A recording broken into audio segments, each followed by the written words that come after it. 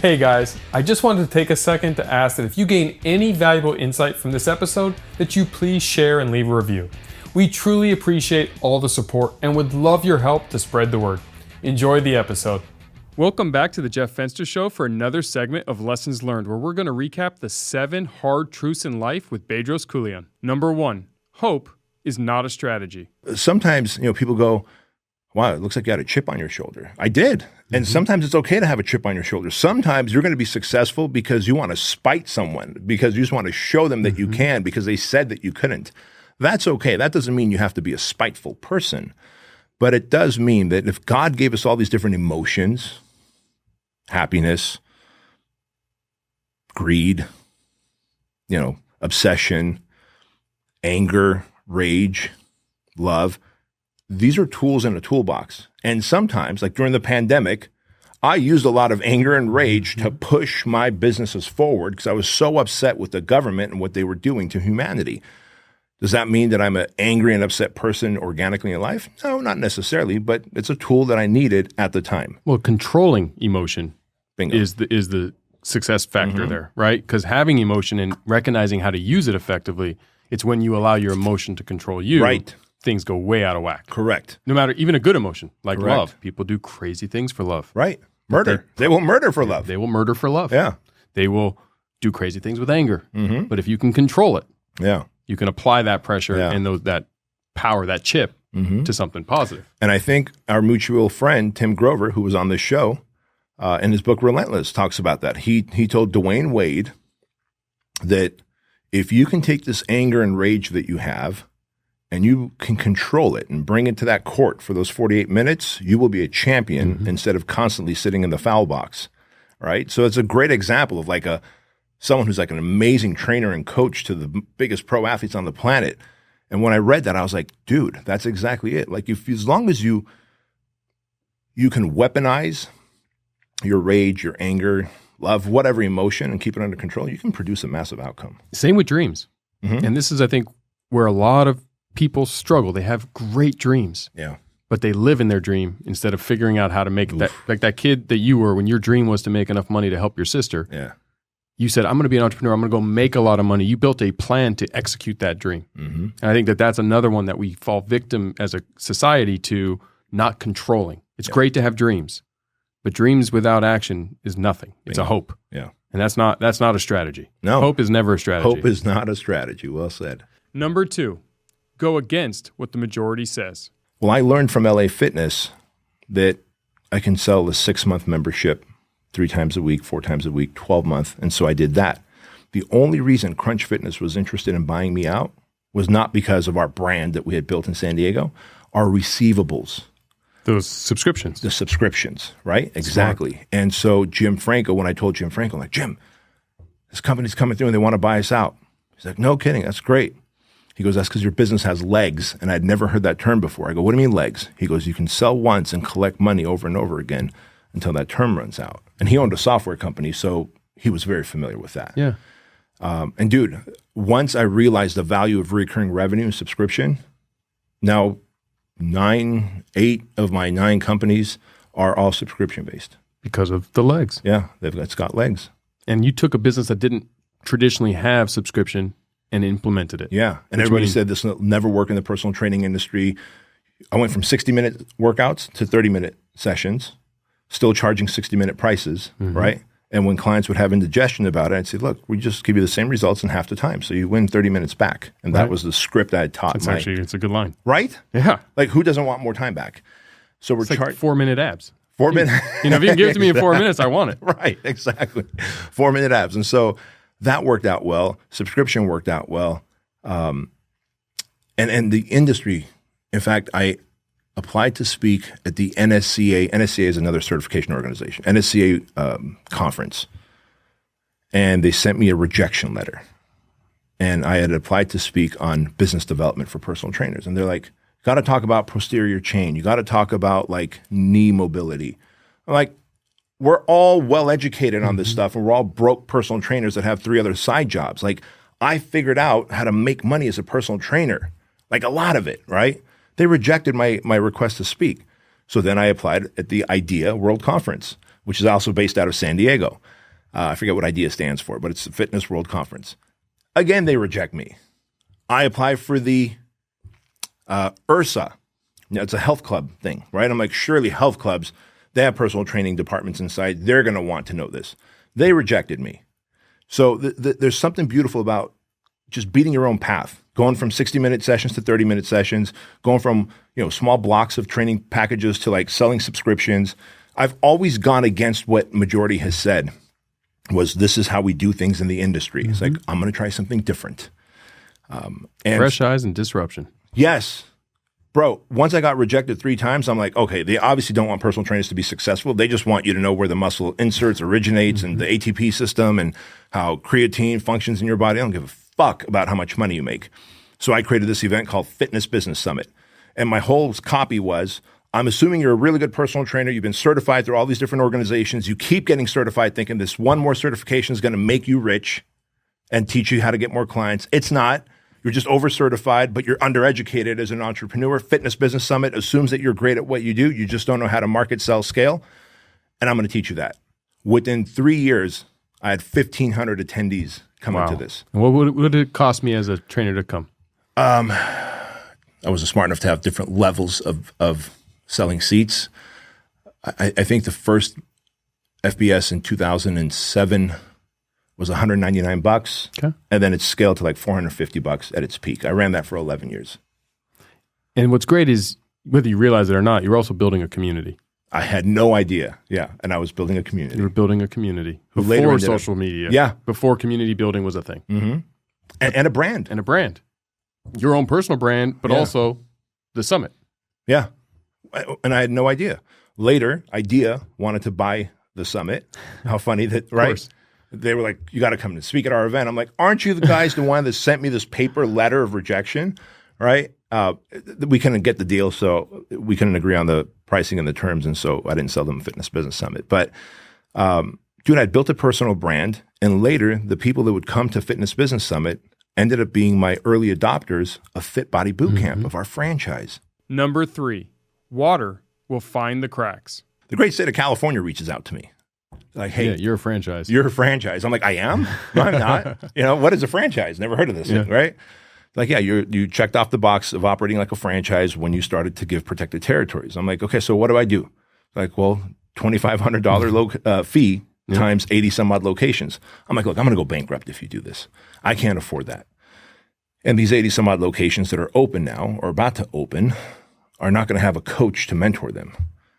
So surprisingly, I don't know if California would do this today, but back then, 2011, they were like, all right, don't pay the fees, but don't sell another location until you become a franchise. FTDs, franchise lawyers, legal documents, standard operating audits, procedures. standard operating, all of it, right? So I didn't know. So I was like, okay, got it. $87,000 later, and almost 12 months later, you know this, I'm now a franchise. Yay! So late 2012, we become a franchise. And so then I turned to all my licensees. I'm like, will you guys sign this franchise agreement? And they do. And immediately we become one of the fastest growing franchises overnight. Yep. So now we're getting accolades by like Inc. 5000 magazine, Entrepreneur. Like, so this is why I sometimes was like, I think I have a rabbit's foot up my ass, right? Because just what was supposed to be a disaster, I pivot, beg and plead, figure it out, stay up late at night trying to figure out what franchising is. And then somehow it works out. But I realized it's also work. And it's it's the consistent effort every day. You just said it. I move and pivot.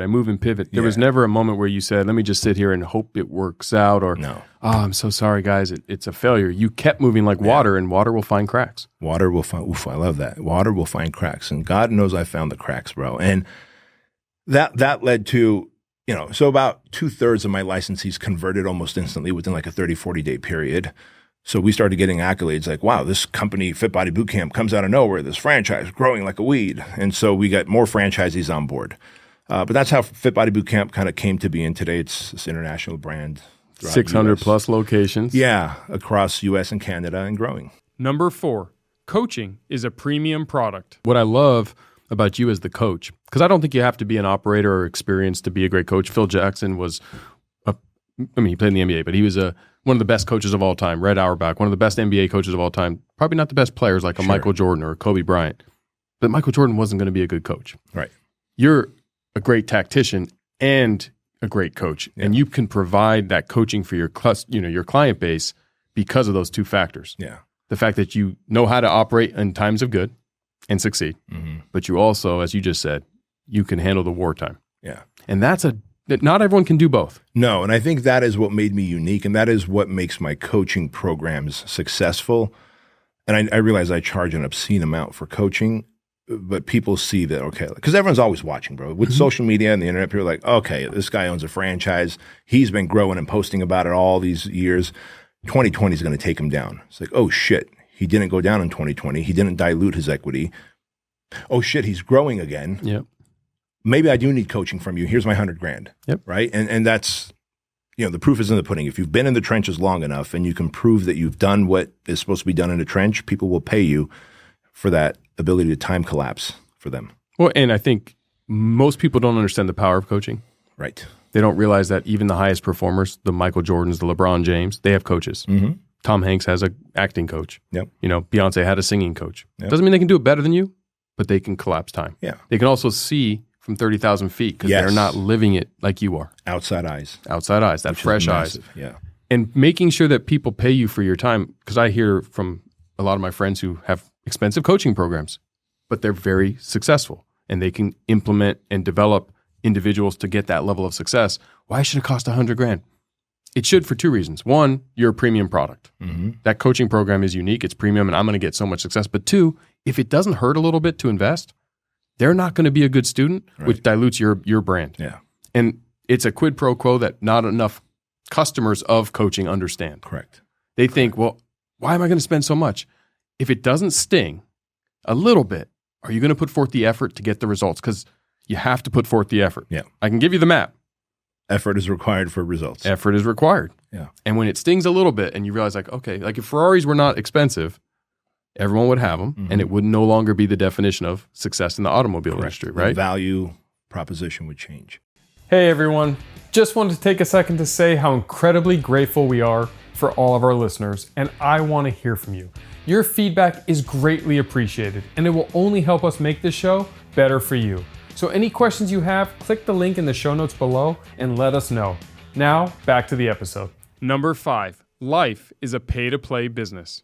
I've had so many great people that I've hired make introductions for me and open doors for me. So it's not just what they tell you and teach you and the accountability factor, but they're connected, and sometimes it's a pay-to-play business. Everything is. Yeah.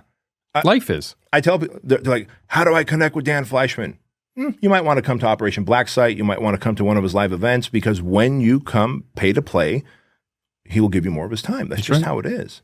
I mean, we met on a stage at one of Dan's events. Yes. And we built a friendship from there. Yep. And maybe we do, maybe we don't do business, but we have access to each other's relationship network, access to each other's information, business acumen. And then you start to realize that these coaches and these mentors become your friends and you have access to their network. But what's great is if I hire you as my coach, you have other students.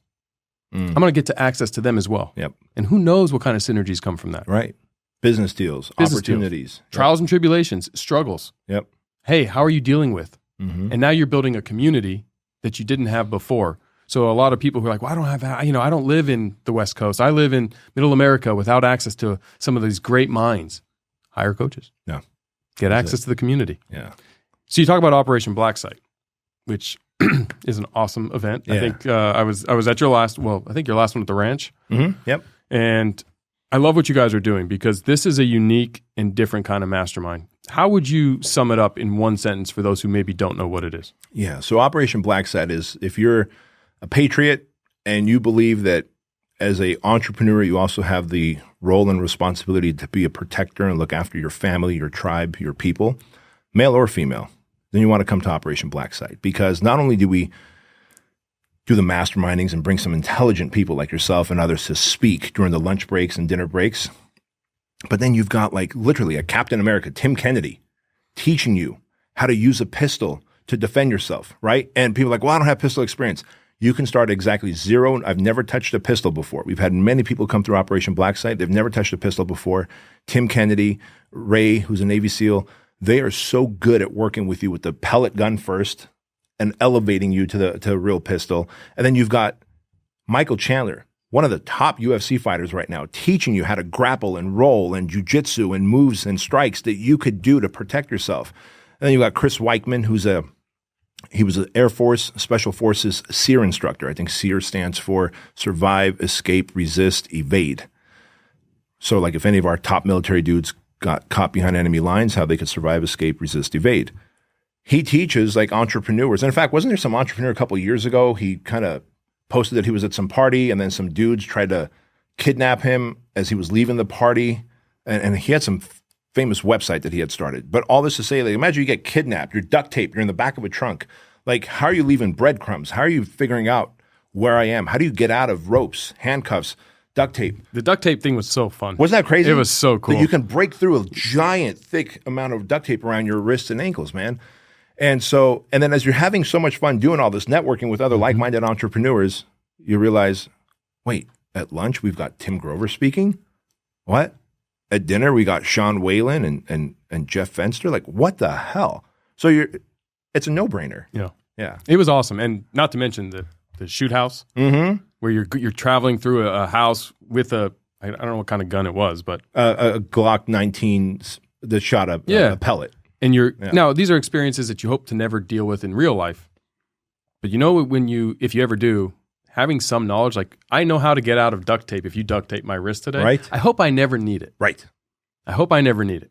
But it was such a cool experience to have it and to be around these high performers, at you point, these patriots, these individuals that are killing it in life and want to have more understanding and knowledge. And it was just a great event. It's one like I get to speak at a lot of events. I get to go to a lot of events.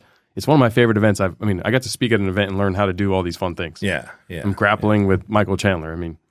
Like, who doesn't want to learn that? And they're all like, they're vicious in their arenas. Like, you take Ray the Navy SEAL and Tim Kennedy the Green Beret, and you're like, hey, there's some bad people who hate America. Like, they will find ways to kill them 20 different ways. Yep. And they were just savages at it. But then you put them in front of these like awesome male and female entrepreneurs, and they're cracking jokes and being lighthearted and having fun, and you're like, wow, okay, this is what learning to shoot a pistol is like. Well, this is fun. I could do this. And before you know it, by the end of the 2-day experience, you're going through the shoot house and it's like a kill, no kill target. You know how to tell the difference. You know muzzle discipline. You know exactly how to swap out a new magazine. Mm-hmm. Just 2 days ago, you had no idea. Like, that is a good feeling. And the relationships that are built because you go through that with, 100 other people. Yeah. And you get to have that experience together. Yeah. That carries. That carries, man. That's how friendships are formed in a matter of 2 days. Mm-hmm. Exactly. And you get these opportunities if you say yes. And that's the key. Say yes to the adventure. Say yes to the adventure and seek it out. Number 6, a predictable path comes from planning. Do you have a set of non-negotiables? Just when you're going to attack a project, when you're in the storm, do you have this innate list and are you clear on it, or is it just kind of something that you work through? Yeah, so I've got a very clear list of non-negotiables for me, and that is that if it's not on my calendar for that day, I'm not doing it. It's real simple. I'm not the fly by the seat of the pants guy, because I believe that to produce outcome, I have to have a predictable path, and the predictable path comes from planning. And so myself and Joan, my assistant, have planned my calendar out weeks, months ahead. And so 1, I live by my calendar. 2, I tell myself, if it's a $1,000 or $2,000 an hour task or less, I won't do it. So I won't go to the grocery store. I don't fill up my car with gas. I don't get my cars washed. I don't go to the dry cleaner. I don't book my own flights. I don't drive to the airport. Hugo does. All these things allow me. So there's I don't pick up a phone call that's not scheduled to ring. So if it's my brother, my sister, someone, I'll call them later that night. But I don't just pick up a phone call. I remember one time being at my son Andrew's soccer game. At the time, he's 18 now. He was 11 or 12 years old. It's outdoors, soccer game. They're playing club soccer. One of the dad's phones rings. The dad looks at the phone. You can tell he doesn't recognize the number. His son is a forward on the soccer team. And he's running with the ball, man, attacking the goal. He doesn't recognize the number. Yeah, what do? He answers. Now he's like, who? Wait, who is this? Where from? He's pacing back and forth now behind all the parents sitting. His son goes and scores a goal, looks towards dad. And dad's still trying to figure out who called him. Mm-hmm. I can tell you that I don't care if that was Donald Trump on the call right there. The relationship value that was lost between that father and that son is going to take years to redevelop, right? And so to me, having non-negotiables is important. Same as date night. It's a non-negotiable. It's Wednesday night with my wife, and that's it. Because we're busy, we're highly focused, we're type A, tightly wound, high speed. If it's not on my calendar, it won't happen. So there is no, so when do you want to go on a date? The answer would be never. Not because I don't love you. If it's not tied to production, my personal value comes from production. So when I get sick, not only is like if I have a cold or a flu or whatever, not only am I getting beat up by the cold and the flu, but I'm also hating on myself because I'm like, I haven't produced anything today. I'm no value to society. I deserve to die. Like, I'm that guy, right? So date night, like, don't we dinner at home every night, right? But if it's on the calendar every Wednesday, like clockwork, it happens. And so I have my negotiables and also non-negotiables. I won't go hang out with friends that aren't married and don't have kids. You're probably going to want to do shit that I don't want to do, I shouldn't do, and that I'll regret if I do. And so to have those really it's like those bumpers at a bowling alley that you drop down for your kid. I'll never end up in the gutter. I may not get a strike every time, but I'll never end up in the gutters. That's extremely well said. I like that analogy. Number 7, determine your values. What is that app where you can buy groceries from? Instacart. Instacart. Maybe if you're willing to pay, I don't know, $1 more for a bushel of bananas and whatever. I don't know how much more Instacart charges, but like we have Marlon, she goes and does the shopping for us. She's our house manager. But if you don't have that, use Instacart, because do you really want to be driving to the grocery store, going to the grocery store, rub yourself with all these low intelligent people? Nothing, no attack on them. It's just odds are they're not cut from the same cloth. They don't have the same ambitions as you do. You have a 9-to-5. They have a 9-to-5. You're trying to be an entrepreneur. You don't need to be interacting with them at all. So use Instacart, have the food show up to you, and that extra 35 minutes that you could have done at the grocery store, write an email, a blog post, a caption, do a little more research on something that'll get you another client, another lead, another customer, another dollar in your bank account. And I think once you start realizing, you start doing, what are my values? Like, what do I value? I value freedom, sovereignty, being a free thinker, being a role model to my kids. Okay, so then am I going to do these low-level tasks? Am I going to avoid my workouts? No, I'm not. Because if I want to be a role model to my kids, I have to land. My plane lands. I text Andrew, my son, plane landed. We're going to work out at this time. Do you want me to pick you up or are you going to meet me there? I'll meet you there, Dad. All right, great. Because if Dad just goes home and goes, what a tough travel day, right? Then my son's going to be like, oh, so if I travel, I can't work out. That's right. You can do both. You have to do both. You have to do both. You have to be a role model. That's a very high value item to me. It's a non-negotiable that I don't. And so make your list of what you value and set your price. If it's less than this, then I won't do it. And maybe right now you are getting your car, you're washing your own car. You are gassing up your car, but you're using Instacart to get your food. So you're buying some time. You're buying back your time. And and what I love about this is, because I talk a lot about the difference between activity and strategic activity, because there's a major difference. A lot of people struggle because they feel like they're being active, but they're running in place. And you can run very fast in place and go nowhere. It's about strategic activity, and you've clearly defined the difference that says, yes, I can go be busy and feel like I did a lot today, or I can be strategically active and get a lot done and be productive. And yes, obviously we all want to be in a position where $1,000 less, we don't do it. Not everyone is there financially yet. Not everyone is there in their life cycle. They might be 17, 18, 19 years old. Right. But you can find small micro ways to do it. Yeah. And that's the key. Thank you for listening to another segment of Lessons Learned. I hope you learned as much as I did from our special guest, Bedros Keuilian. Thank you so much for listening. If you're looking to level up your relationship capital game, then take a minute and text the word Jeff to 33777 for a free copy of my Network to Millions playbook. The link will also be provided in the show notes below. See you guys next time.